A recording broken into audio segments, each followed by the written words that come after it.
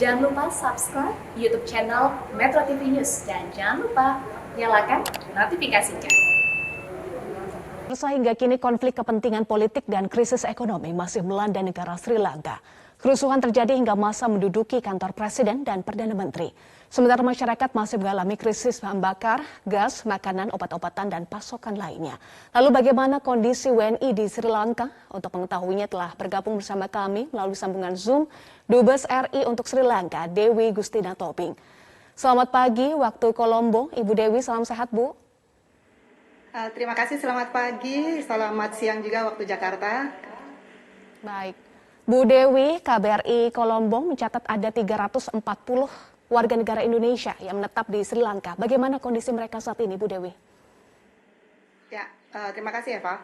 Kondisi masyarakat kita semuanya baik karena kami selalu memantau mereka melalui berbagai media, melalui WhatsApp group maupun Zoom komunikasi yang kami lakukan, sehingga dengan monitoring tersebut kami bisa memantau masyarakat Indonesia baik yang ada di Kolombo maupun di Sri Lanka secara keseluruhan.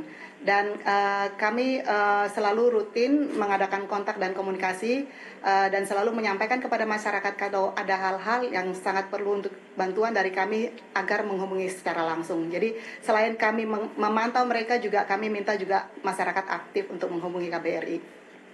Iya, monitoring terus dilakukan. Lalu bagaimana upaya kedutaan menjaga warga negara Indonesia di sana? Ya, yang pertama tentunya yang perlu kami yakinkan adalah terpenuhinya kebutuhan pokok masyarakat kita. Dalam hal ini makanan.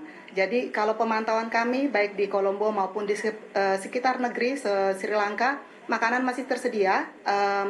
Ini kami melihat bahkan juga 2 minggu lalu juga kami memantau ke lapangan. Jadi kondisi makanan memang masih terpenuhi, namun memang kendala yang paling utama adalah kelangkaan bahan bakar serta gas untuk keperluan rumah tangga. Namun demikian, masyarakat kita masih bisa menyesuaikan, beberapa menggunakan bahan bakar listrik untuk memasak maupun bahan bakar kayu. Seperti itu Mbak. Jadi saya pikir ini masih bisa tertangani, namun demikian kami juga terus melakukan pemantauan sekiranya dalam kondisi seperti itu ada yang mengalami kesulitan. Ya, apakah juga ada upaya pemerintah untuk memberikan pasokan pangan yang tadi Anda sebutkan sebetulnya masih aman? Apakah diberikan, didistribusikan pasokan pangan dan juga kebutuhan lainnya bagi WNI di sana? Ya, jadi yang kami pantau adalah bagaimana kemampuan masyarakat dalam menghadapi krisis ini, dalam arti jangan sampai karena harga yang meningkat ini mereka tidak mampu membeli seperti itu. Dan yang kami lakukan pemantauan itu sebagian besar masih dapat memenuhi, namun sebagian kecil meminta bantuan dari KBRI dan kami sudah berikan dengan memberikan bantuan sembako secara langsung yang ada di Kolombo. Namun untuk yang berada di luar daerah, kami mengirimkan uang untuk mereka dapat melakukan pembelian di tempat-tempat yang terdekat. Baik, berapa uang yang diberikan untuk memenuhi kebutuhan WNI di sana, Ibu? Tergantung kebutuhannya ya Mbak. Ya kalau di sini kira-kira kalau 10.000 rupiah itu sudah bisa untuk membeli kebutuhan beras dan kebutuhan lainnya. Namun kadang kita kasih juga tingkatannya. Kalau kondisinya karena kehilangan pekerjaan, kita kasih lebih lagi, dan kalau anaknya banyak kita kasih semaksimalnya sekitar 30.000 rupiah. Baik, lalu apa saja imbauan KBRI untuk warga negara Indonesia di Sri Lanka? Yang pertama tentunya dalam menghadapi situasi seperti ini, kami meminta untuk masyarakat dapat mengadakan penyimpanan ya paling tidak untuk kebutuhan 1 bulan untuk kebutuhan pokok seperti beras dan keperluan lainnya. Kemudian juga kami meminta mereka untuk tidak mengikuti demonstrasi dan tidak mendekati area-area demonstrasi sehingga terjaga keamanannya. Dan tentunya dalam hal kekurangan atau kelangkaan bensin maupun gas, kami minta juga kesabaran mereka karena memang bukan hanya warga kita aja mengalami kendala, tapi seluruh Sri Lanka tentunya. Dan tentunya pemantauan kami adalah dengan kondisi tersebut mereka masih bisa memenuhi kebutuhannya, terutama untuk kebutuhan makanan pokok. Baik.